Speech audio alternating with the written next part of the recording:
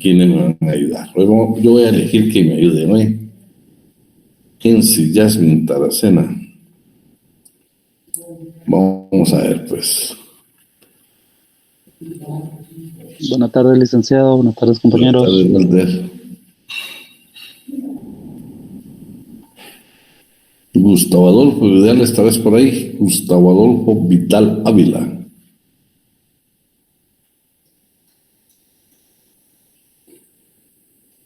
No está Gustavo Adolfo.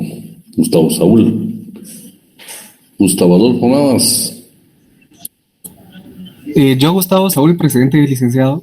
Guay, me ayudas a leer, ¿oíste? Claro que sí. Ahí te digo, ¿cuándo? Gustavo Adolfo Navas. Buenas tardes, licenciado. Disculpe, por error no podía encender el micrófono, pero sí estoy aquí.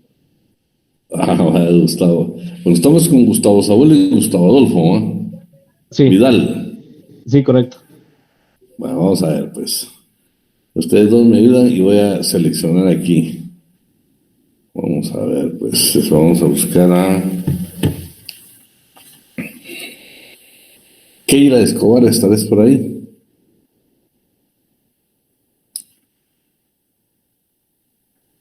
Keila Escobar.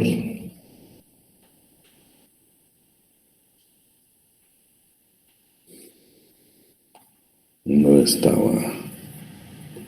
Leslie Yesenia Mejía. Buenas tardes, Keila. ¿No tenés micrófono, Keila?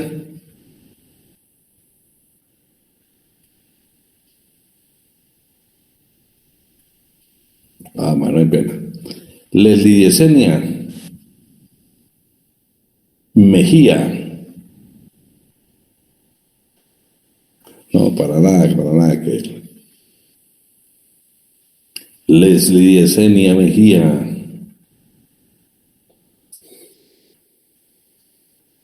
Leslie si no dejó nada más ahí. Vamos a ver, pues. Buenas tardes. ¿Qué pasó? ¿No tenés micrófono, Leslie?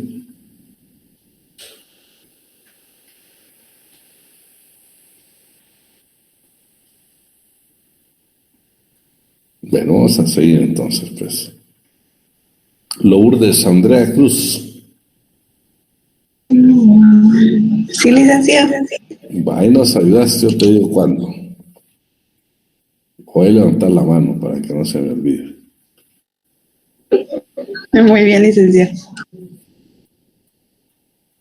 No hay pena, Leslie. Usted me ayudas. Ahorita vamos a usar vamos a ver. Lisette Murillo.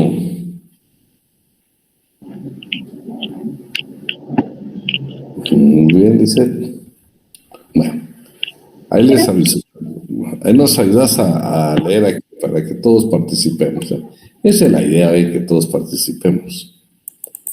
Bueno, estamos con las fuentes del derecho del trabajo. Vamos a ver su definición, vamos a ver las fuentes tradicionales de la ley, vamos a ver las fuentes específicas del derecho y su jerarquía de aplicación supletoria a las fuentes del derecho del trabajo.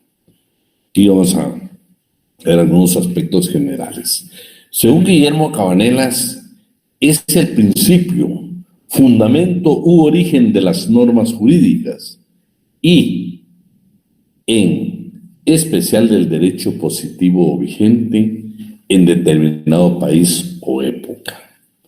Fuentes tradicionales de la ley. Según el artículo 2 de la Ley de Organismo Judicial, fuentes del derecho, dice: la ley es la fuente del ordenamiento jurídico. La jurisprudencia la completará. La costumbre regirá solo en defecto de ley aplicable o por delegación de la ley, siempre que no sea contraria a la moral, al orden público y que resulte probada. O sea, primero es la ley, la jurisprudencia la va a complementar, pero la costumbre se va a aplicar en casos muy especiales. En la ley, toda norma reguladora de actos y de las relaciones humanas, aplicable en determinado tiempo y lugar, según Manuel Osorio. Manuel Osorio. El artículo número 10 de la Ley de Orden Judicial, que habla de la interpretación de la ley, dice: el conjunto de una ley servirá para ilustrar el contenido de cada una de sus partes, pero los pasajes de la misma se podrán aclarar atendiendo al orden siguiente. Si nosotros tenemos duda, entonces tenemos que ir a la finalidad y el espíritu de la misma, o sea, de la norma, a la historia fidedigna de su institución, a las disposiciones de otras leyes sobre casos o situaciones análogas, al modo que parezca más conforme a la equidad y a los principios generales del derecho. La jurisprudencia. Alguien que me lea la jurisprudencia y la costumbre, de los 4 que mencioné. Decime, bueno, ahí está Leonel. Leonel lo mencioné, pero vemos Leonel. Buenas tardes, Lick. La jurisprudencia es la interpretación que de la ley hacen los tribunales para aplicarla a los casos sometidos a su jurisdicción. Así pues, la jurisprudencia está formada por el conjunto de sentencias dictadas por los miembros del Poder Judicial sobre una materia determinada. Manuel Osorio. Si creen, nos vamos a detener ahí. Vean, ustedes han venido viendo en materia civil la jurisprudencia en materia civil.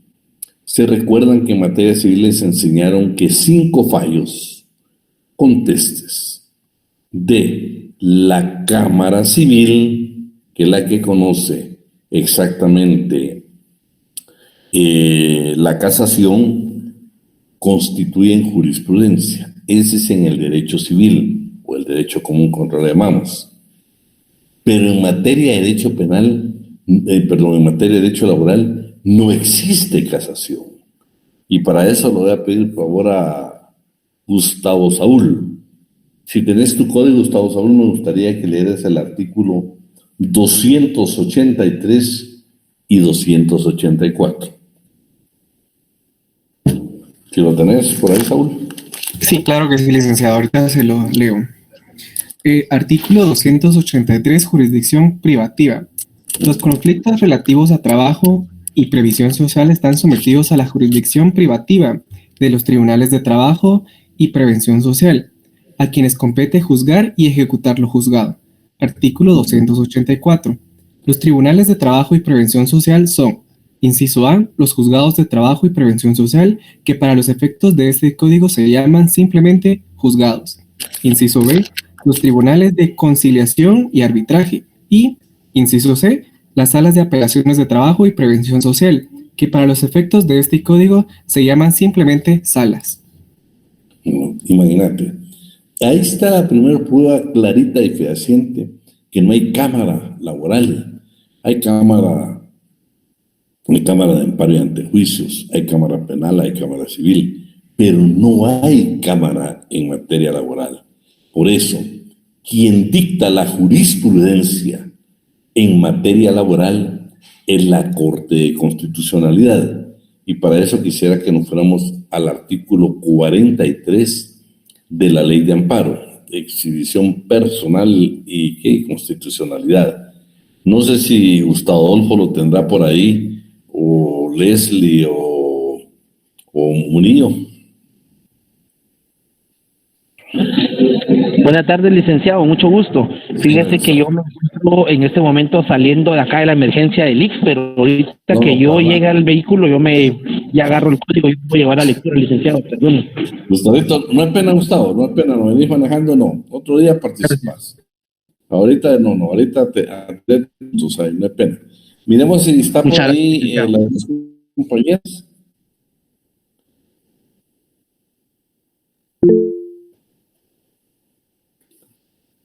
Leslie.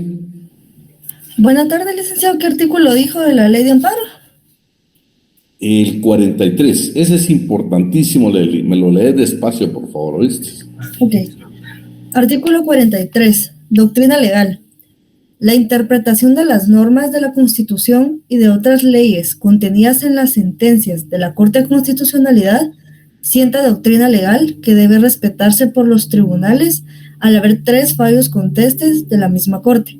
Sin embargo, la Corte de Constitucionalidad podrá separarse de su propia jurisprudencia, razonando la innovación, la cual no es obligatoria para los otros tribunales, salvo que lleguen a emitirse 3 fallos sucesivos contestes en el mismo sentido. Bueno. Ese artículo encierra una gran verdad, y en materia laboral no tengo idea de lo que les va a servir.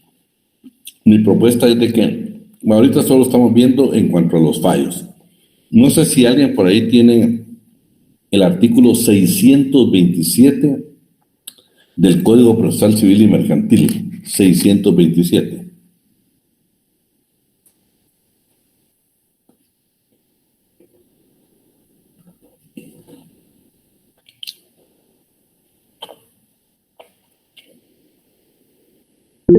¿El cual dijo, perdone? 627.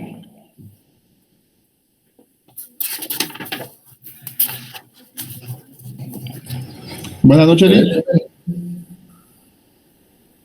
¿Quién lo tiene? Yo, licenciado. Por favor, Irma. Sí, ahorita voy. Artículo 627. Cita de 27 ley. dice en el escrito en que ¿se escucha, licenciado?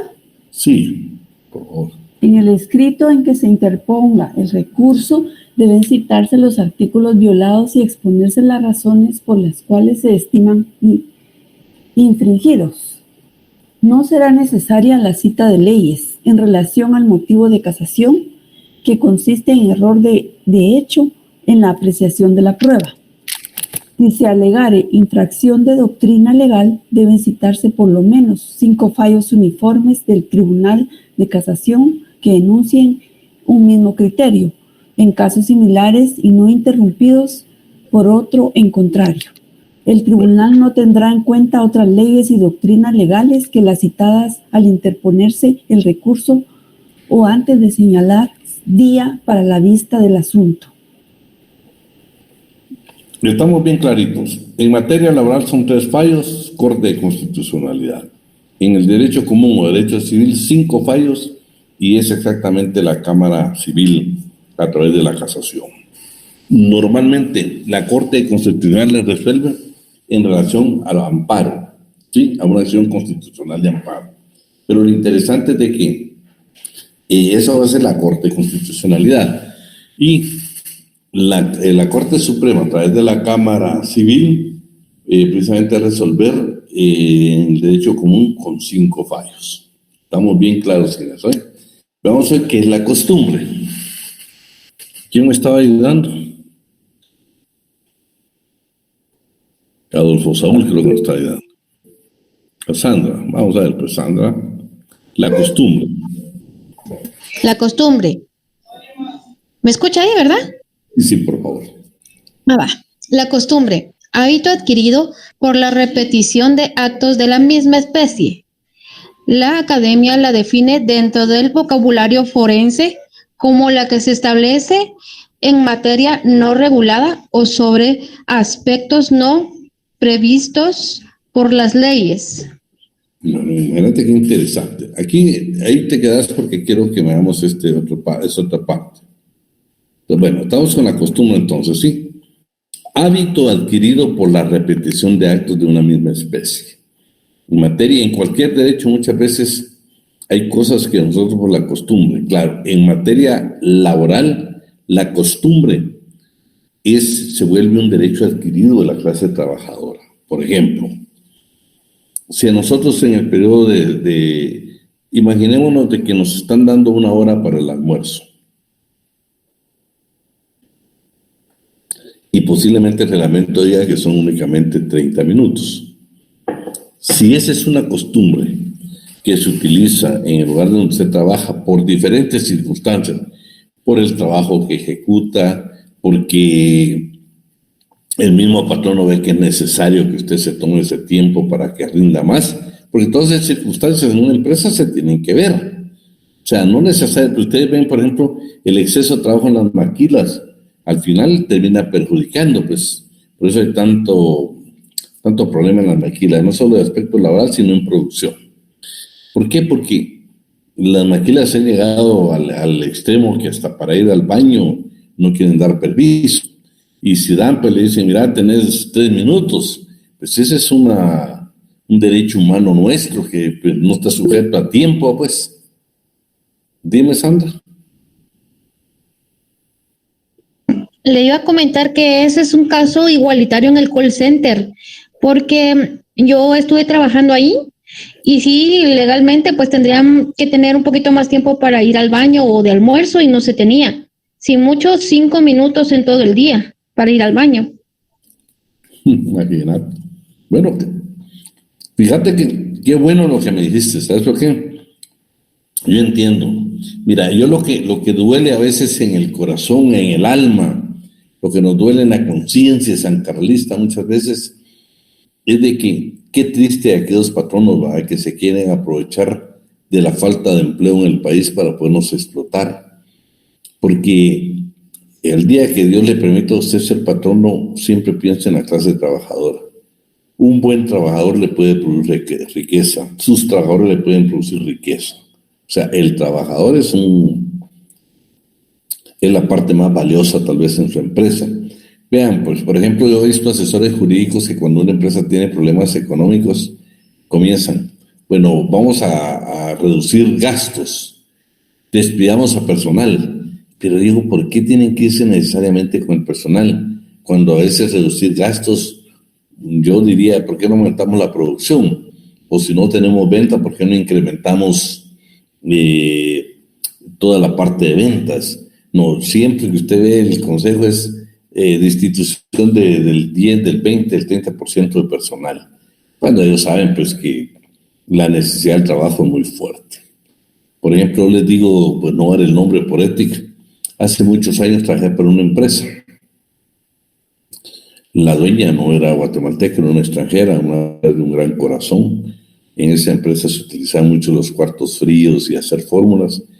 Y siempre que yo llegaba, tenía yo que ver asuntos que la empresa me encomendaba, escúchenme, encontraba la propietaria trabajando a la par del personal en los cuartos fríos. Claro, con todo el equipo. Y una vez le pregunté y me dice, lo hago para que todo el mundo use el equipo. Y como yo soy la dueña, pues es normal. Tienen que entrar con el equipo. 2, para que yo también experimente qué tiempo puede estar uno en un cuarto frío, ¿va? O sea, era una mujer muy entregada. Muchas mejoras para la clase trabajadora. Ella siempre decía que un trabajador bien pagado y bien tratado era un trabajador que le hacía producir más. Con el tiempo, esta mujer, ya por edad, tuvo que dejar la empresa. Siempre extranjeros, se la dejó a un sobrino. Me recuerdo que tenían vendedores ruteros y el vendedor rutero, yo le digo, salían tipo 5 de la mañana y regresaban a las 11 de la noche porque se les pagaba por comisión. Y ganaban muy buen salario, lo estoy hablando hace 30 años, muy buen salario. Me recuerdo que lo primero que mi mamá me dijo, mire, usted me dijo, vamos a modificar toda la estructura laboral en la empresa. Me dijo, ¿en qué sentido? Le dije, aquí todo mundo, sin excepción, va a ganar el salario mínimo, sin excepción.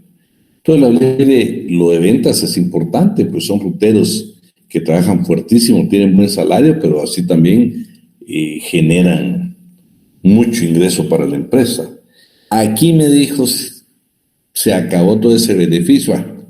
Para no hacer larga la historia, ¿qué quiero decir yo? Mucha gente abusa de la necesidad del trabajo de los guatemaltecos, pero también hay buenos empresarios, como la señora que estaba anteriormente, donde muchas veces ella me decía, mira, paguémosle sus prestaciones. Y a veces la personal decía, mire, no porque fíjese que realmente él nos robó. Y ella siempre el criterio decía, sí, pero de aquí que consigue trabajo, que ese dinero le sirva para la educación de sus hijos. Le estoy hablando de una persona que no nació en Guatemala, pero que tenía una cultura muy valiosa para la clase trabajadora. Y esa clase de empresarios que necesitamos en Guatemala. Guatemala es un país de gente trabajadora. Lástima que no se tiene ese cuidado. ¿A qué quiero llegar yo con todo esto? Hay cosas que se vuelven costumbres dentro de la empresa, hay cosas que se van a volver derechos adquiridos de nosotros y muchas veces se van a perder, como en este caso. Sí, yo te digo, Jorge Mario, ha sido de la experiencia en materia laboral la mejor que he tenido en mi vida. Esta es la mejor. Que por cierto, te quiero decir que cuando llegó el sobrino, exactamente a los 3 meses que yo llegué a una audiencia, después que regresé de la audiencia, me dijo, mire usted, ya lo he pensado, me dijo, y quiero decirle que está despedido. Bueno, le dije, por lo menos me tiene que pagar mis prestaciones, y si no, pues lo voy a tener que demandar yo. Bueno, me las pago y todo, pero ¿cómo cambió la historia de esa empresa? Y no las doy por ética, pero quiero decirles que yo estoy pendiente de esa empresa, pues una bendición para mí.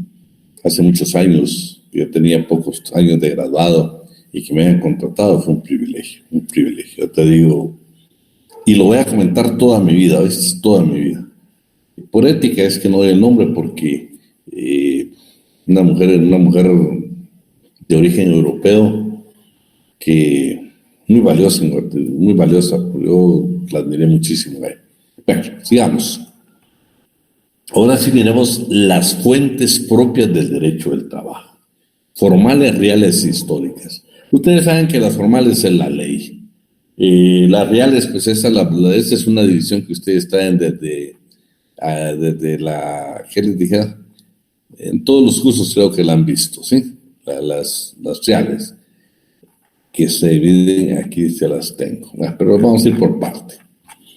Y por supuesto, de último, pues tenemos las históricas, las reales. Entonces, las formales. Cuando estamos hablando de las formales, estamos hablando de aquellos procesos por los cuales se crean normas jurídicas. Y según la doctrina tenemos la ley, la costumbre, usos locales, doctrina, jurisprudencia, principios del derecho del trabajo, principios generales del derecho, la equidad.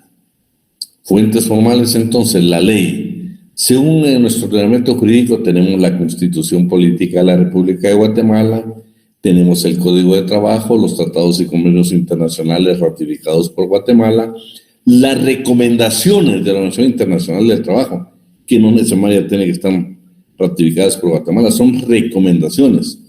Y qué importante ustedes, cuando una vez se pone a leer sentencias de la Corte de Constitucionalidad, me asombró mucho que muchas sentencias, dentro de el fundamento que tienen los magistrados de la Corte de Constitución en materia laboral, es de que hacen precisamente dentro de los considerandos mención, por ejemplo, a tratados y convenios internacionales, a recomendaciones de la Organización Internacional del Trabajo.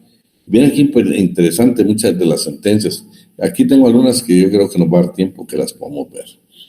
También están los reglamentos interiores de trabajo. Este reglamento interior de trabajo es de las leyes que nos parece súper extraña. ¿Saben por qué? Casi siempre la ley, ustedes dicen, las elabora el Congreso. Vean, en materia laboral, no.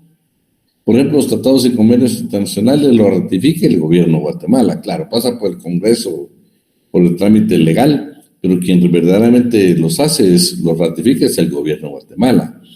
Las recomendaciones de la OIT ni siquiera pasan por el Congreso. Los reglamentos interiores de trabajo, ese ni siquiera la clase de trabajo, la trabajadora interviene. Esos únicamente los elabora el patrono. Veamos qué es el artículo 57 del Código de Trabajo. ¿Alguien que lo tenga?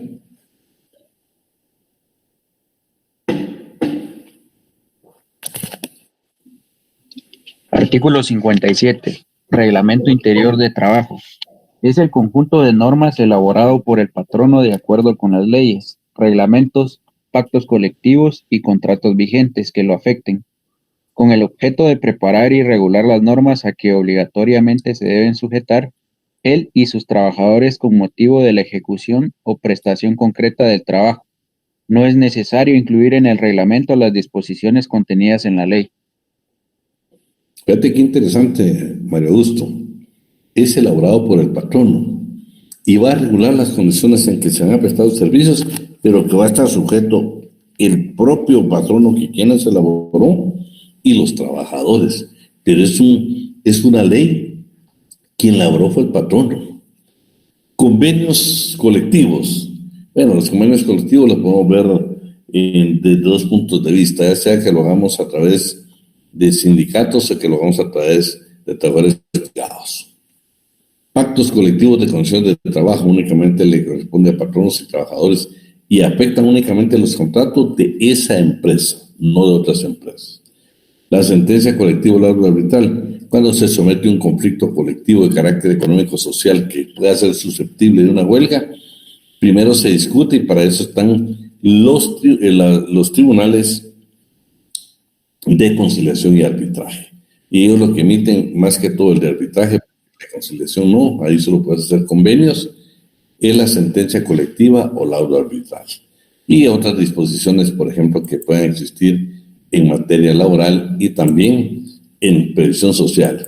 Hoy por hoy ustedes saben que hay una, yo les dijera yo, hay un tema de actualidad en Guatemala, que es exactamente las reformas que hizo el Instituto Guatemalteco de Seguridad Social en unas subnormativas, donde a partir de, bueno, no a partir porque todavía ellos están aclarando ahí que falta, pero que ya fue publicado en el diario oficial, donde ahora con un trabajador que tengamos tenemos la obligación, no derecho, la obligación de inscribirlo en el Instituto Guatemalteco de Seguridad Social.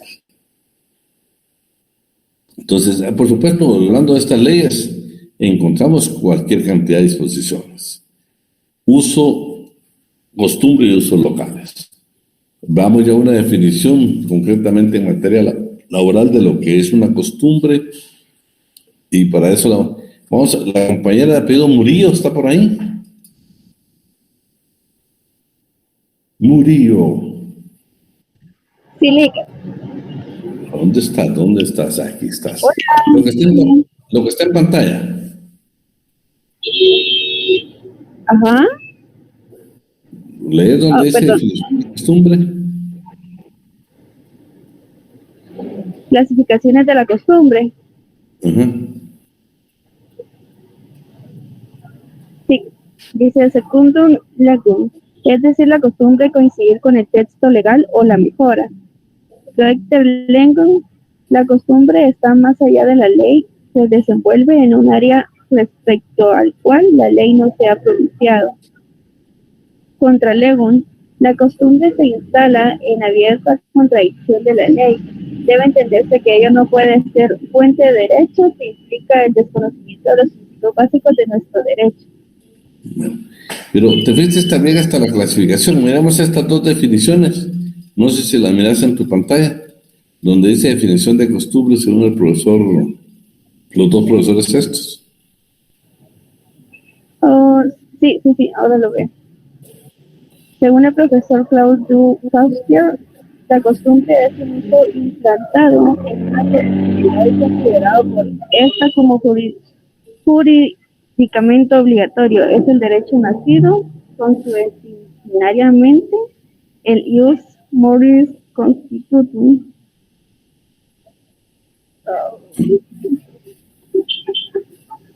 Según el profesor Lienz Bonen-Cassel, la costumbre es una regla de derecho que se constituye progresivamente bajo la influencia consciente de la noción de derecho y de las aspiraciones sociales.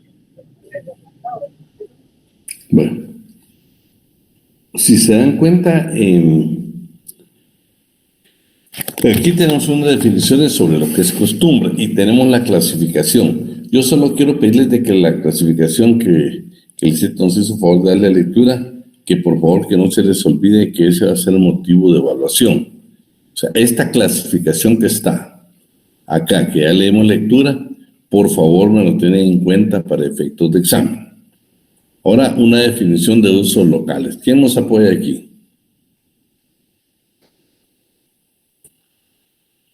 Yo, licenciado. Por favor. Yo. Por favor. Definición de usos legales. Prácticas o reglas de conducta e interpretación seguidas en un lugar por todos sus habitantes o la generalidad, y más especialmente por los dedicados a una determinada actividad agraria, pecuaria, mercantil, etc. Bueno, en el artículo número 20 del Código de Trabajo dice, el contrato de trabajo obliga no solo a lo que se establece en el contrato, sino, o sea, cuando usted firma un contrato de trabajo, no va a quedar únicamente sujeto a la parte contractual. O sea, lo que usted lee ahí, jornadas de trabajo, sus obligaciones, no. Adicionalmente, conforme con el artículo 20 del Código de Trabajo, usted queda obligado ¿a qué? A la observancia de las obligaciones y derechos que este código le da y también así los convenios internacionales ratificados por Guatemala. Entonces, siempre que al respecto a estos últimos, cuando consignen beneficios superiores para los trabajadores a los que estén, a los que quede este código. Entonces, por favor, aparte de lo que diga el contrato de trabajo, que usted tiene ahí derechos y obligaciones, también le es aplicable los convenios y tratados internacionales ratificados por Guatemala, que son aplicables a la relación laboral, siempre y cuando lo beneficien a usted. También, aparte de lo que esté en el contrato, usted tiene que ver cualquier consecuencia que se derive según la buena fe, la equidad, el uso, costumbres locales o la ley. O sea, no es lo que dice el contrato, tiene que ver toda la parte que pueda definirle también la ley y cualquier disposición en materia laboral. Se exceptúan de esta disposición los trabajadores agrícolas y ganaderos o a las empresas donde labore un número menor de 10, cuya labor diurna normal semanal será de 48 horas de trabajo efectivo, salvo costumbre más favorable al trabajador. O sea, la costumbre siempre va a ser importante. Ahora vamos a ver lo que es la doctrina. Estamos ya hablando propiamente del derecho, estamos hablando de la primera, que son las fuentes formales. Son las fuentes formales que comenzamos, que es la ley. Pero ahorita vamos a seguir con las fuentes formales, que es la doctrina. ¿Alguien que me lea lo que es la doctrina, por favor? Yo. Mucho gusto. Yo, licenciado. La doctrina. Según Lastra, la constituyen los trabajos de investigación, sistematización e interpretación que llevan a cabo los jurisconsultos en sus obras.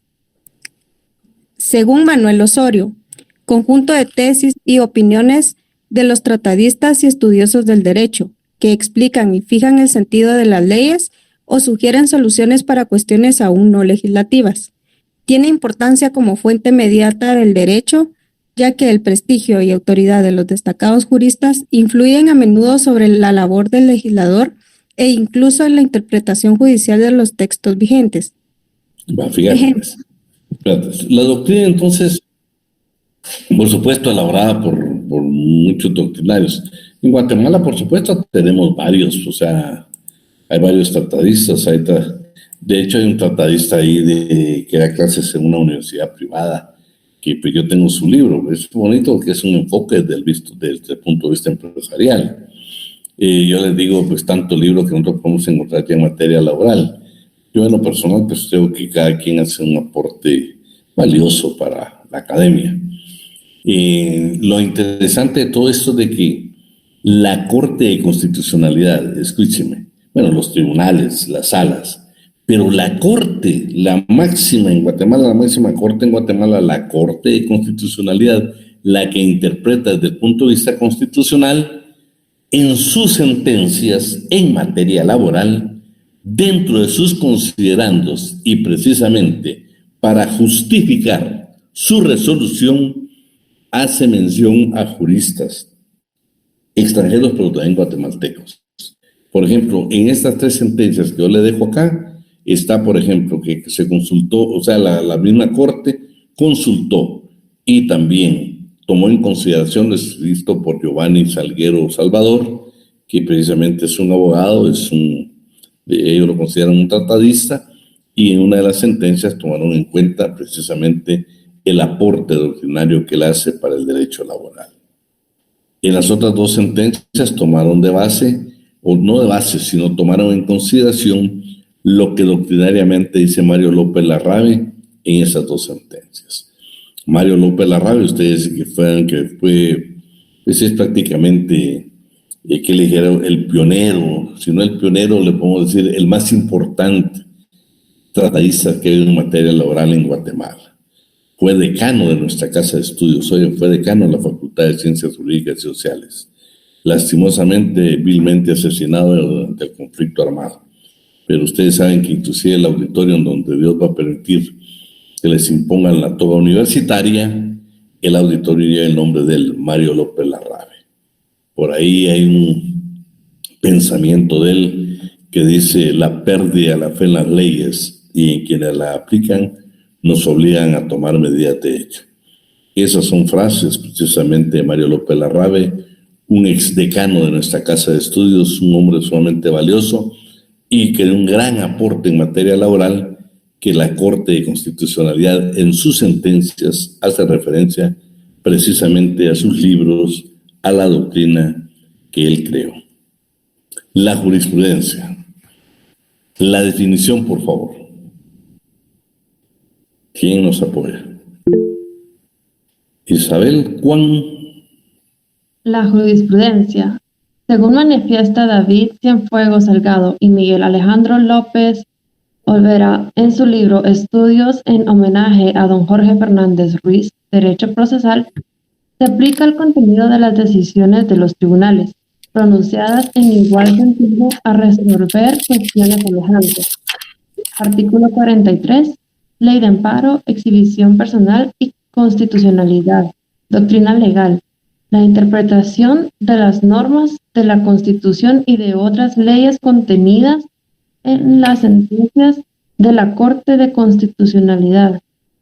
Cierta doctrina legal que debe representarse por los tribunales al haber 3 fallos contextos de la misma Corte. Sin embargo, la Corte de Constitucionalidad podrá separarse de su propia jurisprudencia, razonando la innovación, la cual no es obligatoria para los otros tribunales, salvo que lleguen a emitirse 3 fallos sucesivos contestes en el mismo sentido.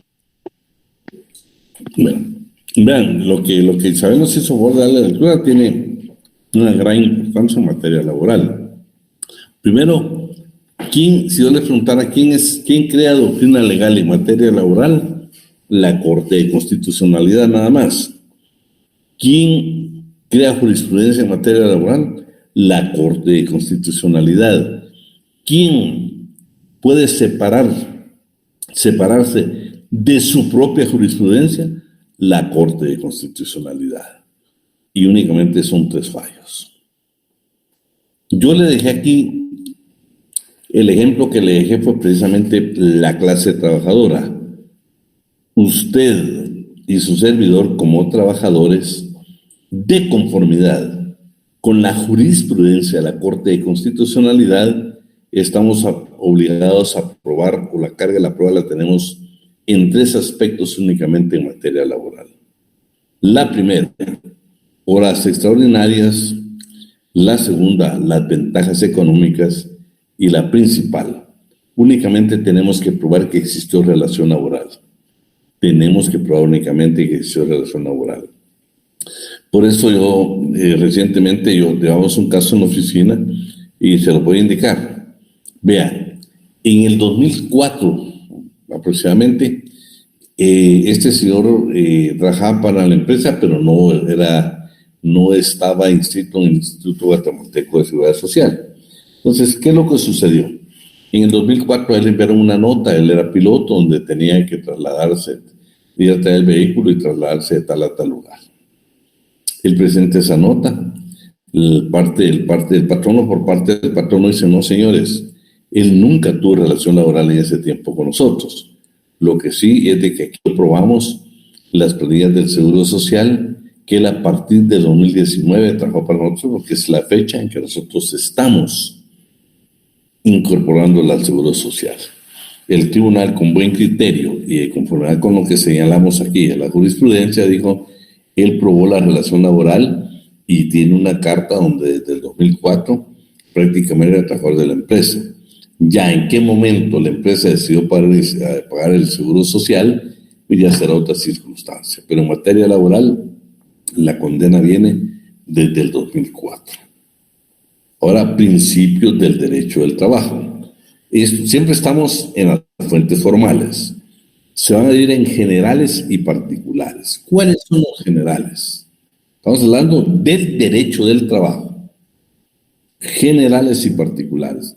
A mí me fascinó leer esta parte de estos tratadistas, porque hasta el día de hoy cuesta muchísimo.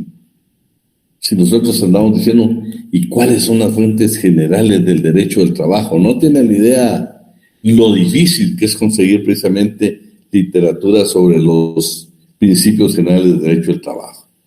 ¿Alguien que me apoye, por favor? Licenciado, perdone, tengo una duda. Dime. ¿Quién, digamos, en el caso en el call center que yo le menciono, ahí le voy a ser honesta, ahí hubo un caso de un fallecido, todo por negligencia, ¿no? Y pues murió de COVID, ¿va? Pero vamos a que ¿quién regula todas esas irregularidades, todas esas cosas que no cumplen ellos? Que aún hasta la fecha, pues sé yo que todavía siguen funcionando. Sandra, si tenés oportunidad, quiero que no sé si tenés acceso ahorita a internet. Quiero que me busques. Si no estoy, pero si no me ratificas. Fíjate que el call center, me lo platicamos la vez pasada, que es un problema serio. Hay quienes lo defienden porque desde el punto de vista que no hay trabajo y qué bueno que vienen a prestar un servicio. Yo sé que hay call center que, por ejemplo, todos los hacen en inglés. Y qué bueno, va, porque es una especialidad. Pero según el código deberían de darte órdenes en español. Pero para mí esa es una especialidad. 2. El servicio lo estás ejecutando en Guatemala, pero realmente es una actividad mercantil de otro país. Yo no sé si te acuerdas que en tiempo de pandemia, exactamente me extrañó, pero sí lo tenían bien, que el viceministro de Economía llevó un call center muy famoso y no estaban respetando las normas de protocolo. Entonces ordenó que se cerrara. Pero eso se llevó por una denuncia anónima. Que aunque ahorita dicen que ya no están recibiendo, la ley dice que sí. Bueno, ¿a qué quiero llegar con esto? Yo sigo creyendo que el call center es una modalidad de trabajo para mí nueva en Guatemala, que necesitamos legislarla para establecer bien los derechos y obligaciones que puedan hacer de la vida. Por ejemplo, te digo, hoy mismo yo te diría el trabajo que juntamos los profesores de la facultad. No es responsabilidad de nadie, solo lo voy a poner como ejemplo. No me estoy quejando, soy feliz. No, solo les quiero decir, por ejemplo, si este fuera un verdadero teletrabajo en Guatemala, lo que yo estoy llevando a cabo, esta es una modalidad de trabajo, porque si miras, hay un proyecto de ley que se hizo el año pasado, antepasado, que ni siquiera se entró a esa discusión en el Congreso, pero para mí era importante. Claro, yo creo que por cuestiones de quién lo presenta, caminó o no caminó, pero lo valioso que era dejar esa modalidad del teletrabajo en Guatemala, dejar la modalidad, pero incluirla dentro de una norma. O sea, tenemos que hacerlo como una norma, tenemos que crear esas instituciones, ya sea por disposiciones separadas o bien dentro del mismo código de trabajo. El call center y el teletrabajo ya son modalidades nuevas en Guatemala que necesitamos establecer bien claras todos los derechos y obligaciones que puedan hacer. Para mí, el call center, por ejemplo, en cuanto ¿a qué quiero llegar con todo esto? Oíme, tenemos una disposición legal que te habla aún del espacio, o por ejemplo, ¿qué tiempo voy a permanecer yo en una computadora? ¿Sí? Acuérdate que las enfermedades de estar yo sujeto a una computadora son enfermedades diferentes a otras enfermedades de otros trabajos. Por ejemplo, imagínate que el trabajador que trabaja aplicando insecticidas es terrible la vida de él. Pero la computadora de una u otra manera te va a afectar. Entonces, ¿por qué creo yo que es una modalidad que la tenemos que legislar? Porque aquí hay enfermedades profesionales. Fíjate que yo siempre voy a pensar, digo yo, en el teletrabajo. Para mí no existe, ¿viste? Que por cierto no he criticado por eso, pero yo tengo mi posición, porque mi posición es, El teletrabajo. Miremos que solo miramos las definiciones del teletrabajo y no encajamos de ninguna forma. No encontraste una norma en el Código de Trabajo que la puedan cagar. 2. Yo cuando están ahí que no sé qué, que mira vos, no existe, hombre, pues no sé por qué yo no es que me oponga. Lo que yo creo es que así como tú me estás diciendo, son aspectos que hay que regularlos. Pero vea para no perdernos más ahí. Sandra, es el Acuerdo Gubernativo 220-2014. Salud y seguridad ocupacional. Oíme, Sandra, tenemos que ver hasta el espacio físico donde trabajamos, el tiempo que pasamos expuestos. Fíjate que con lo del COVID hubieron protocolos que no se respetaron, la gente fue infectada y murió. Pero ¿quién responsabilizaron de eso? A ninguno, porque era una pandemia. Claro que había responsabilidad. Claro que te recuerdas que hubo un tiempo que había distancia entre una y otra persona. Y al call center le dijeron, señores, ustedes deben dejar un espacio por lo menos de por medio y todo eso. Y cuando fueron... Y no lo dejaron. ¿Sabes lo que no están haciendo? Que al final de cuentas es un servicio que prestas en Guatemala, pero que es para otro país, ¿no? Y igual pasa, yo te digo, con nosotros, porque yo no sé si se han dado cuenta cuando le estamos ofreciendo servicio de internet o incrementarle la voz de la persona que le platique. Ustedes saben que no es guatemalteca, pues, es de otro país donde nos están llamando. Entonces, para concluir, no, es aplicable todo lo de previsión social, ¿oíste? Todo lo de previsión social. 2 entidades. Hay una entidad en el Ministerio de Trabajo que es exactamente sobre previsión social. Está el Seguro Social también, que tiene la obligación de verificar esos extremos. Pero sí deben de coordinar el Ministerio de Trabajo y el Instituto Guatemalteco de Seguridad para verificar todos los extremos de, por lo menos los protocolos en ese entonces, y por qué no decirlo, y también verlo de aquí en adelante. Porque para mí el call center ahí tiene que tener una regulación especial. Lo están aplicando, imagínate, te aplican como que fuera un contrato guatemalteco. Para mí solo el hecho que las órdenes te las den en inglés o que todo tu trabajo sea en inglés, pues yo no he encontrado en el código algún tipo de regulación. Claro, puedo aplicar cualquier artículo, no. Y esto sería hablar claramente y en una norma específica, ¿va? Pero sí, yo creo que así como esa persona que falleció, yo en lo personal te digo, yo hubiera acudido a tribunales. Posiblemente no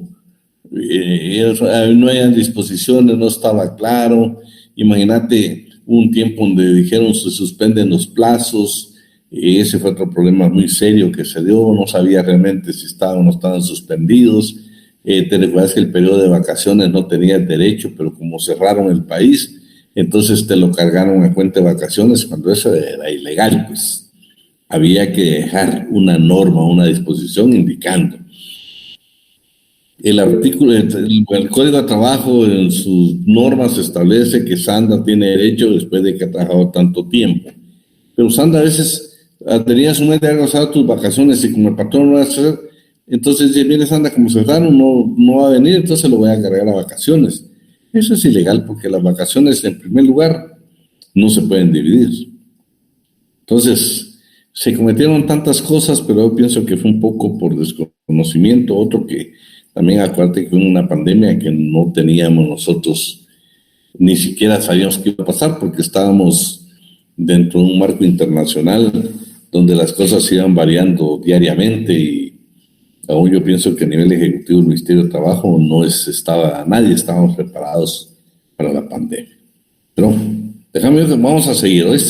Esos temas los vamos a ver específicamente cuando veamos previsión social. ¿Puedo leer, licenciado? Por favor. Bueno, principios generales. Octavio Bueno Magaño lo define como las preposiciones genéricas de las cuales se derivan las demás normas componentes de un sistema. Dentro de los principios podemos mencionar la idea del trabajo como un derecho y un deber social, libertad de trabajo, igualdad en el trabajo, estabilidad en el empleo, principio protectorio, principio de actuación colectiva. Como fuentes del derecho, tenemos que ver los cambios tecnológicos, económicos, políticos, culturales y sociales de la sociedad. Estamos hablando, ¿eh? Es una puente. Sigamos con los particulares. Muy bien. Principios particulares. Dentro de los principios podemos mencionar principios de condición más beneficiosa, principios de igualdad en el trato, principios de favor de la duda, principios de la primacía de la realidad, principios de la conservación del contrato, principios de... ¿Leo lo siguiente? Sí, por favor. Principio de primacía de la realidad. Según Américo Pla Rodríguez, es aquel por el cual, en caso de divergencia entre los que ocurre en la realidad y lo que se ha plasmado en los documentos, debe darse prevalencia a lo que surge en la práctica. Como este principio se establece la existencia o no de una relación laboral y con ello se procede a la protección que corresponda como tal. Imagínate, este principio de primacía de la realidad lo vas a ver en muchas sentencias de la Corte de Constitucionalidad, aplicando siempre en beneficio de la clase trabajadora. Vean, los principios generales del derecho se clasifican en tres, en términos generales y en lo que sea aplicable al derecho del trabajo. Principios que están fuera del ordenamiento jurídico, dentro del ordenamiento jurídico, y los extrajurídicos, que son las ciencias afines, como necesitamos de otras ciencias para poder aplicar o interpretar la ley o tenerla como una fuente del derecho. Veamos la primera, principio que está fuera del ordenamiento jurídico. Por favor, Pati, solo lo que está sobresaltado. Muy bien. Es decir, de un pasado, de un tiempo prolongado, anterior en que, o bien figurando dentro del esquema expreso, o bien se aplicaron reiterada y pacíficamente. A estos últimos el autor los denomina principios residuales, es decir, que quedan como restos de un estado anterior del sistema y cambian de naturaleza porque su entorno ha mudado.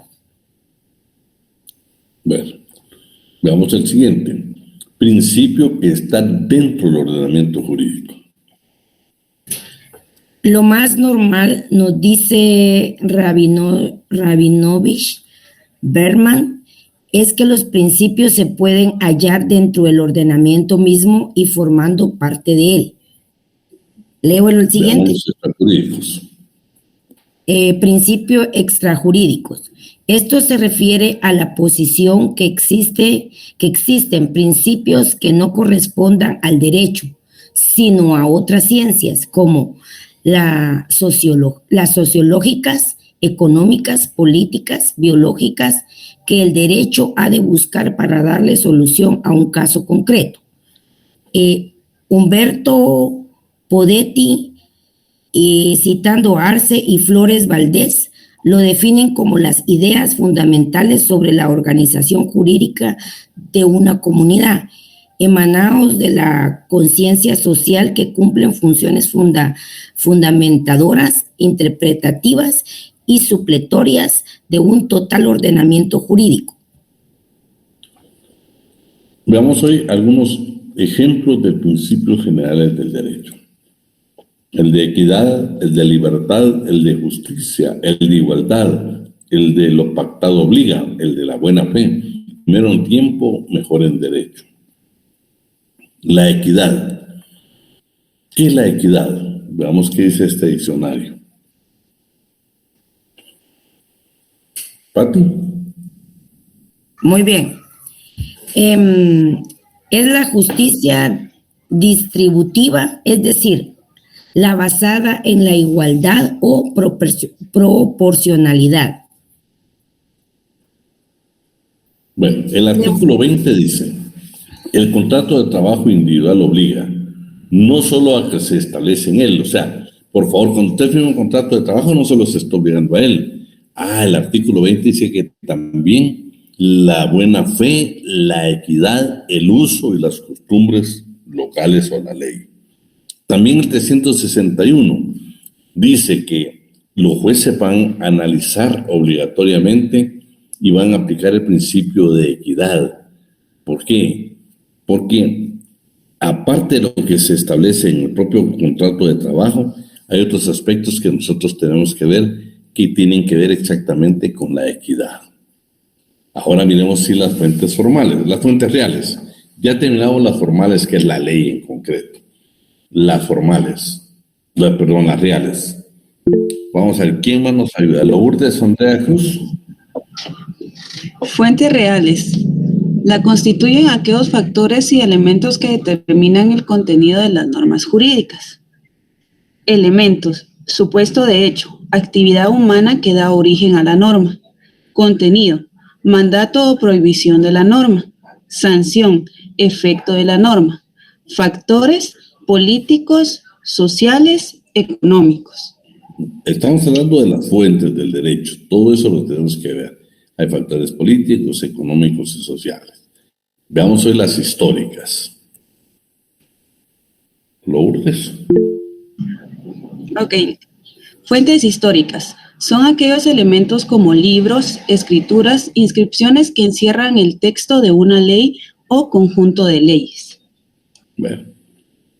Veamos hoy la jerarquía de aplicación supletoria de las fuentes del derecho del trabajo. Únicamente lo subrayado, por favor, Lourdes. Ahorita, Isabel. Muy bien, licenciado. Dentro de la jerarquización de las fuentes del derecho laboral, citamos el Código de Trabajo y demás legislación laboral aplicable en Guatemala. En materia laboral, no aplica la pirámide de Kelsen de conformidad con el artículo 106 de la Constitución Política de la República de Guatemala. Se aplicará el principio de indubio pro operario, lo que más favorezca al trabajador. Nos olvidamos de la pirámide de Kelsen, ¿va? Y exactamente lo vamos a ver ahora regulado en el momento de la interpretación. Vamos a ver ahorita, ya terminamos con prácticamente la jerarquía de la aplicación supletoria de las fuentes del derecho del trabajo. El indubio pro operario es importantísimo. Aquí desaparece lo de Kelsen. Aquí tenemos que aplicar la norma que más favorezca al trabajador. En caso de duda, tenemos que verlo también cuál es la más beneficiosa para el trabajador. En fin, todo va en beneficio del trabajador. Claro, yo les voy a, cuando ya miremos algunos casos concretos, les voy a explicar yo ahorita los criterios un poquito han cambiado de la Corte de Constitucionalidad, nada más en las disposiciones prohibitivas que tiene la Constitución en materia laboral. Pero ahorita estamos con el indubio pro operario.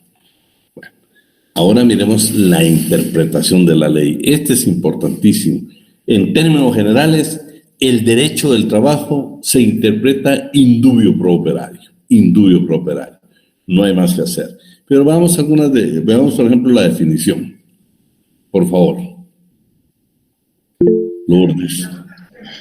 Definición de interpretación, ¿verdad?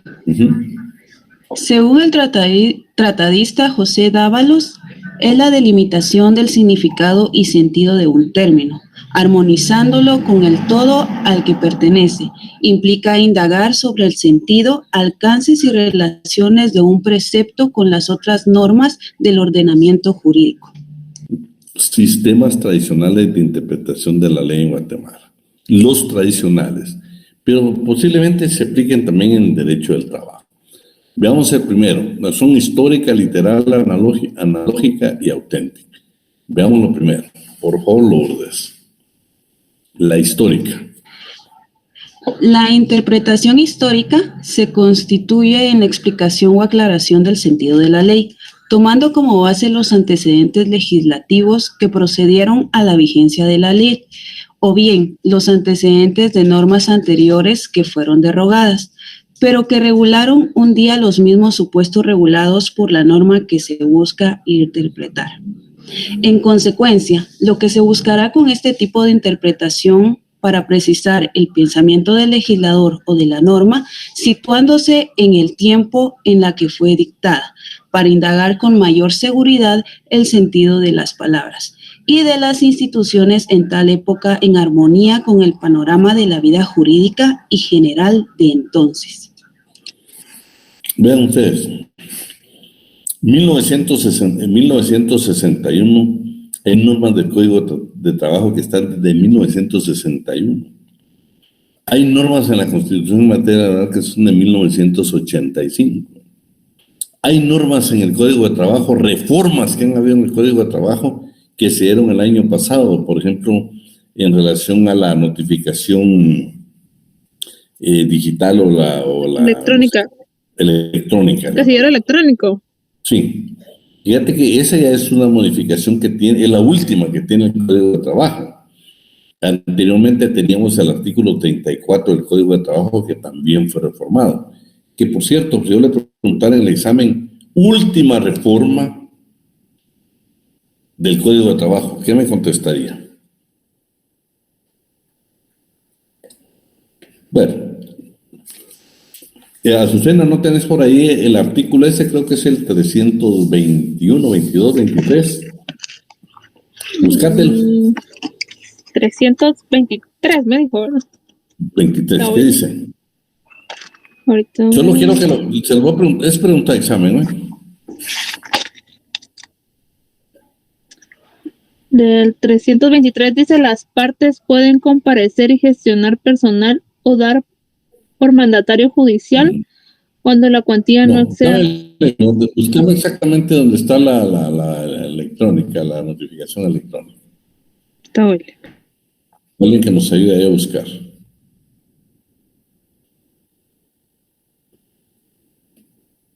Tiene que ser exactamente en la parte de la notificación. Bueno, mientras nos buscan eso, entonces quiero que en la interpretación histórica analicemos el artículo 96 del Código de Trabajo. Cuando lo tengas, Azucena, me interrumpís. Artículo 96, ¿quién me lo lee? ¿Quién tiene por ahí su Código de Trabajo? El artículo 96. El artículo es hermoso, ¿eh? Es hermoso. Andy. ¿Yo, licenciado? Artículo 96.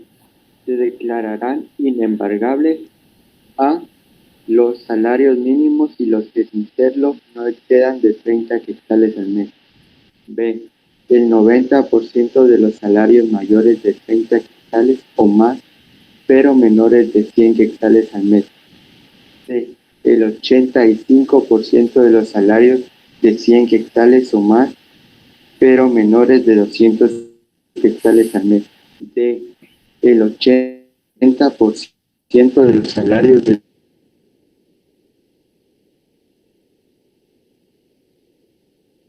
200 quetzales o más, pero menores de 300 quetzales o más. Si se dan cuenta, vean qué cantidad de más ridículas que menciona el código. ¿Por qué? Porque es una norma muy antigua, de muchos años. Lo que sí es de que nos dejó una interpretación histórica. Y la histórica es el inciso A.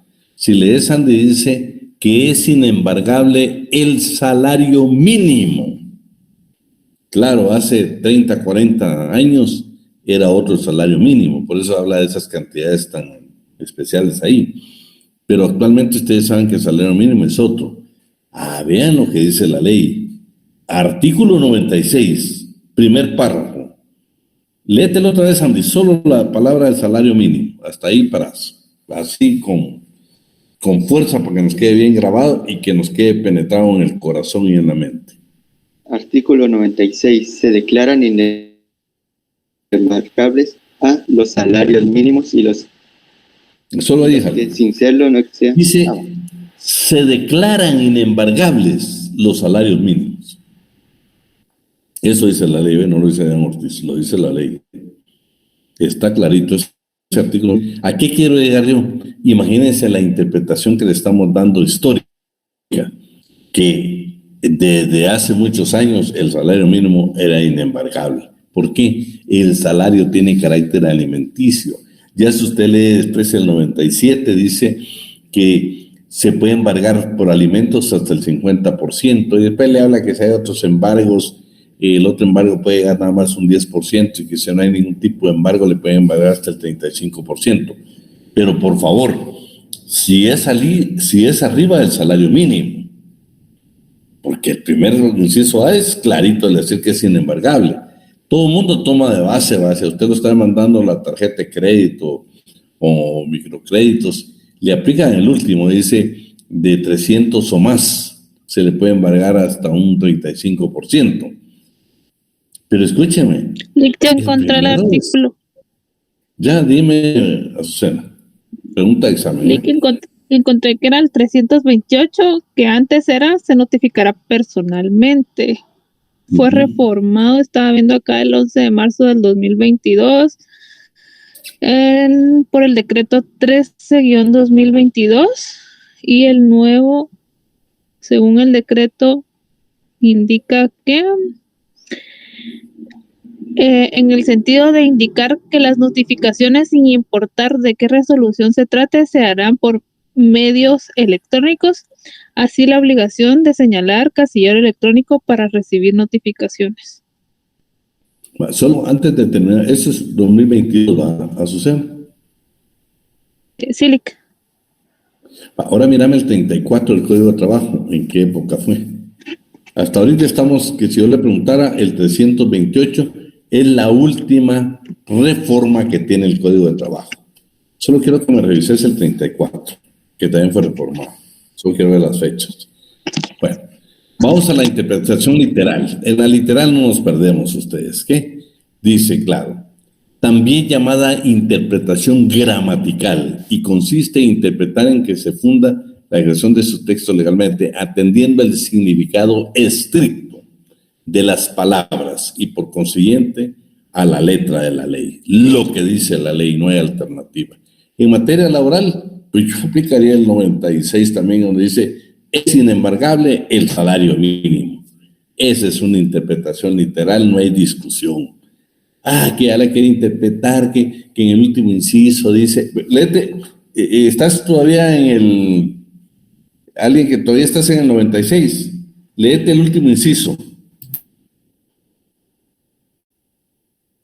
Artículo 96.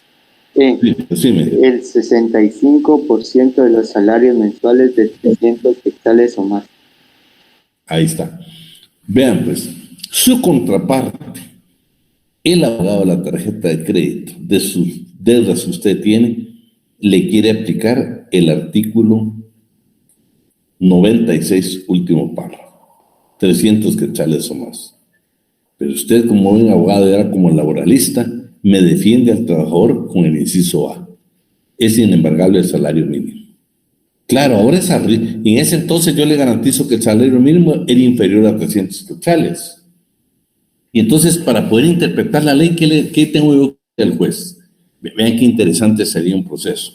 Resulta que estamos ahí en la discusión entre otros abogados y nosotros, usted, abogado laboralista, dice, señor juez, aquí tenemos que interpretar nosotros, aparte del indubio pro operario, si quiere nos vamos a la interpretación literal. Artículo 96, inciso A, es inembargable el salario mínimo. Aquí el señor está diciendo que conformidad con el último párrafo del 96, dice que de 300 o más es embargable. Señor, el 97 nos va a la pauta. El 97 es clarito al decir que únicamente para efectos de alimentos se puede embargar hasta el 50%. Eso lo dice el código, clarito en el 97. Entonces, imagínese un buen abogado laboralista, y nos va a quedar como tarea conseguir, esa sería buena pregunta, pero ustedes me tienen que ayudar, se las pregunto en el examen si me ayudan. ¿Cuál es el salario mínimo? Bueno, primero averigüemos el artículo 96, en qué época fue elaborada la norma y cuál es el salario mínimo. ¿Sabe por qué? No nos serviría únicamente para el curso, nos serviría para defender a tanto trabajador que la bendita tarjeta de crédito con salario mínimo todavía le embarga.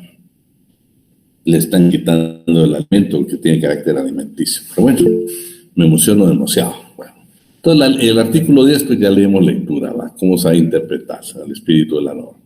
El 12 dice que son nulas de pleno derecho y no obligan a los contratantes todos los actos o estipulaciones que impliquen renuncia, disminución, tergiversación de los derechos de la Constitución y de todas las leyes laborales. Interpretación analógica. Esta interpretación procede con base en la analogía y solo en caso de que cuando las normas no contemplen un supuesto, pero regulen otro semejante entre los que se aprecie la identidad de razón.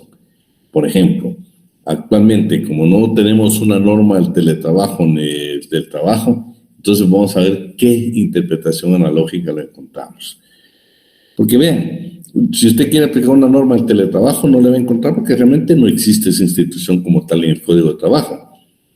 No existe.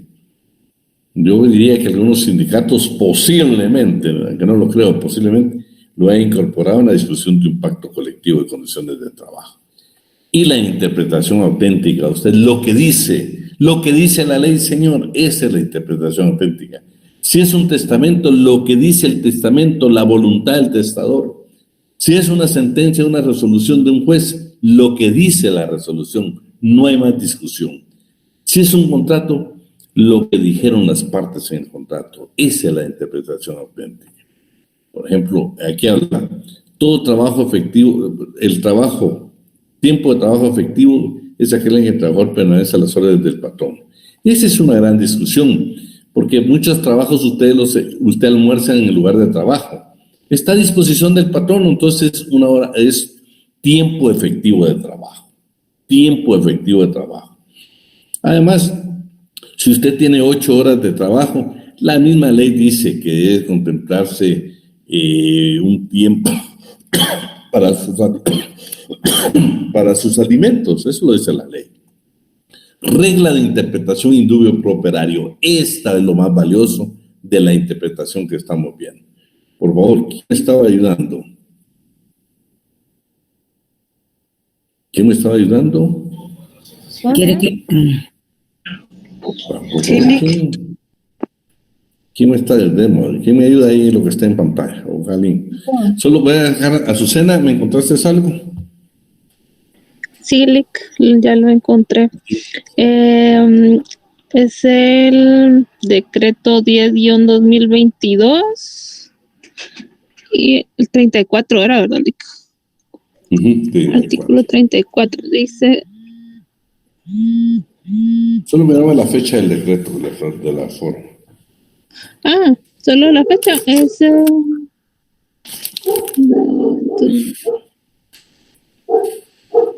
según la fecha es del 3 de marzo de 2022. 3 de marzo. Sí, entonces la última reforma es exactamente el 328. Estamos ahí. 328 del Código de Trabajo, la última reforma que ha tenido el mismo, ¿sí? Por si yo le preguntara en el examen. Bueno, vamos a ver quién me ayuda aquí. Lidia, Consuelo, o Iris, o Leslie.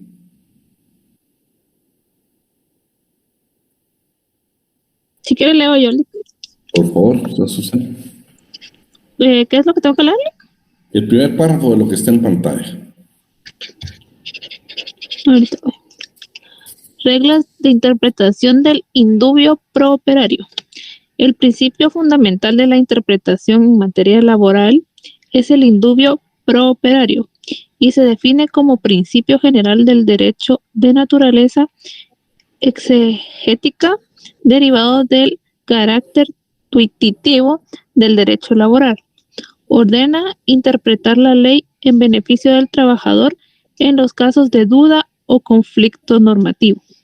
Y mira el último párrafo del 106 de la Constitución, el último párrafo. En caso de duda sobre la interpretación, esa es una, o alcance de las disposiciones legales, reglamentarias o contractuales en materia laboral, se interpretarán siempre en sentido más favorable para los trabajadores. Lo dice la Constitución. El 106, último párrafo, agréguele por ahí indubio pro operario, todo lo que favorezca al trabajador. Y también está contenido en el 15, en el 16 y en el 153, que es el ejemplo que vamos a poner. El periodo de lactancia para la mujer trabajadora. El periodo de lactancia, vamos a analizar primero esto, según el reglamento del goce del periodo de lactancia. Escúchenme, en Guatemala existe un reglamento que se llama reglamento para el goce del periodo de lactancia. Vean lo que dice que es un reglamento específico. El periodo de descanso con motivo de la lactancia se fija en 10 meses a partir del momento del parto. No puede ser, va ustedes, porque miren lo que dice el 53 del Código de Trabajo. La trabajadora en época de lactancia, bueno, dice, el periodo de lactancia debe computarse a partir del día en que la madre retorne a sus labores. Por supuesto que la norma a aplicar es el 153, porque aunque aquella es una ley específica, dice que es a partir del parto, y esta dice a partir de que la madre retorne a sus labores. Que por cierto, quiero decirles que esta semana yo tengo una reunión y estoy tratando, y de repente voy a pedir su apoyo, porque estoy pidiendo que algunos congresistas, algunos diputados puedan ya modificar esta ley y precisamente este reglamento específicamente, y que lo apliquen como se está aplicando ya en toda América Latina, donde el periodo de lactancia de la mujer trabajadora, ya todas las legislaciones modernas tienen que son 24 meses. Guatemala todavía tiene 10 meses. Creo que eso es urgente. Yo voy a platicar y depende de lo que me digan, lo voy a invitar para que sea parte de este proceso. No importa que no nos anoten, no importa que ni nos mencionen, solo la satisfacción personal que la mujer trabajadora va a tener ya algo donde también es una norma internacional. Y luego la integración, ¿sí? Esto sí me interesa hoy, porque somos bien celosos en materia laboral, pero sin embargo hay puntos oscuros, hay puntos que no se logran interpretar y tenemos que acudir a otra ley, y específicamente al Código Procesal Civil y Mercantil y la ley del organismo judicial. Alguien que me lea únicamente el artículo, bueno, primero el 17. Para los efectos de interpretar el presente código, sus reglamentos y demás leyes de trabajo se debe tomar en cuenta fundamentalmente el interés de los trabajadores en armonía con la conveniencia social. Ahora alguien que me lea el 26. Lo que está ahí, por favor, subrayado. ¿Quién me lo lee? Artículo 326, Código de Trabajo. En cuanto no contraríen el texto y los principios procesales que contiene este código, se aplicarán supletoriamente las disposiciones del Código Procesal Civil y Mercantil y de la ley constitutiva del organismo judicial. Si hubiere omisión de procedimientos, los tribunales de trabajo y previsión social están autorizados para aplicar las normas de las referidas leyes por analogía, a fin de que pueda dictarse con prontitud la resolución que decida imparcialmente las pretensiones de las partes. Bueno, lo vamos a dejar hasta ahí por el tiempo. Tal vez estamos claros que la última reforma entonces es el 328, que es la firma electrónica. La notificación electrónica, ¿va? Y Isabel, ¿querías decirme algo?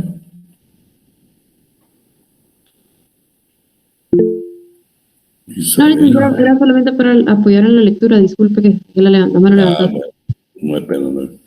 Bueno, ¿estamos? ¿Alguna otra pregunta que tengamos por ahí?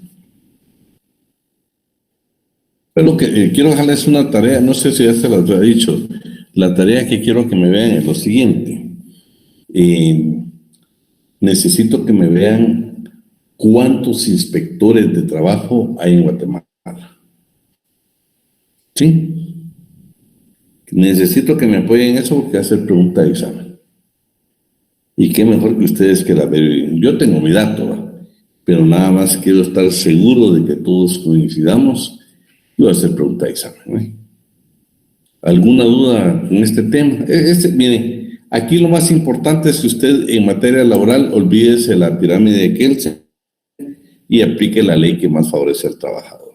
Si usted quiere una disposición que más le favorece al trabajador, es la que va a aplicar. No tiene usted por qué estarse diciendo cómo, de qué manera. No, aquí es el indubio pro operario, el que más favorezca al trabajador. Si una ley dice que, otra ley puede decirle a usted de que la jornada de trabajo es de 9 horas en la jornada diurna, el código dice que son 8 horas y eso es lo que más beneficia al trabajador. De hecho, por ejemplo, les digo, la bendita discusión, por ejemplo, lo vamos a ver nada más con un antecedente. Ustedes saben que la jornada de trabajo, por ejemplo, para los pilotos en el transporte de pasajeros y el transporte de carga, aunque no se niegan a hacer un reglamento, ustedes los contratos dicen 8 horas, pero la legislación, inclusive la doctrina, y los países desarrollados y de muchos de América Latina ya tienen legislado. Por ejemplo, el piloto, dependiendo los kilómetros, inclusive, los pilotos, y por ejemplo, imaginemos el trayecto de aquí para Petén. Es obligatorio que existan 2 pilotos. Los pilotos de transporte de carga pesada de pasajeros no pueden, tienen una jornada de trabajo diferente, tienen un periodo obligatorio de descanso. En los Estados Unidos acabamos de practicar a un guatemalteco que trabaja allá y que exactamente su trabajo allá es piloto de tráiler. Nos contaba que ahí les dan una boleta y fíjense que hay lugares de descanso, pero no son de descanso para que ellos pasan a descansar porque es obligatorio, pero ahí siempre hay policía preguntándoles y les piden un libro y ese libro en cada lugar de descanso ellos se lo van reportando. ¿Por qué? Porque tienen que tener determinadas horas de dormir. O sea, y como acuérdense que está hablando de pasajeros, está hablando de carga pesada, un accidente puede provocar la muerte de terceros. Pero las legislaciones avanzadas tienen ese cuidado. Yo una vez que viajé a Petén, me di cuenta que se iban 2 pilotos y en determinado lugar cambiaron de piloto. Y dije, bueno, qué bueno que no hay un reglamento específico en Guatemala, traten de cumplir, porque están jugando realmente con la vida de las personas, con los pasajeros. Lo vamos a dejar ahí para mientras y si Dios quiere, pues nos vemos el día viernes. Que cada día se va a poner mejor porque ahorita todavía estamos sabiendo generalidades. Olvídense, tenemos que ver lo del transporte, tenemos que ver lo del trabajo de casa particular, el trabajo de domicilio, tenemos que ver el trabajo de las mujeres, de los menores, de los campesinos. ¿Saben hasta qué vamos a ver en este curso? El de los marinos mercantes. ¿Sí? ¿Cómo vamos a ver que Guatemala, quiero contarles de que ya tiene si alguien quiere ser marinero o marino mercante en Guatemala, ya Guatemala está autorizado por una organización internacional que puede extender certificados que tienen validez internacional. Tengo por ahí un dato que no lo tengo tan actualizado, pero tengo un dato valioso, más o menos cuántos guatemaltecos trabajan en estos barcos mercantes. ¿Cuántas plazas están proyectadas de aquí a los años que vienen para esa clase de trabajo? Y cómo Guatemala no tiene usted que ir a otro país. Ahora que hay un convenio entre unas instituciones del Estado, donde ese certificado ya se lo reconocen internacionalmente y con ese certificado muchos guatemaltecos han obtenido trabajo. Así de que lo vamos a dejar ahí. Un día vamos a ver cómo hacemos para poder ver, pero vamos a ver todos esos aspectos, tanto que tenemos que ver de la jornada de trabajo, el contrato. Con el licenciado Alan van a estar ustedes el día 13, el lunes 13, y él va a analizar exactamente lo que son los principios que también vienen en las sentencias de la Corte de Constitucionalidad. Bueno, un fuerte abrazo y si Dios quiere nos vemos el día viernes porque tienen otra clase. Gracias, Liz. Feliz noche.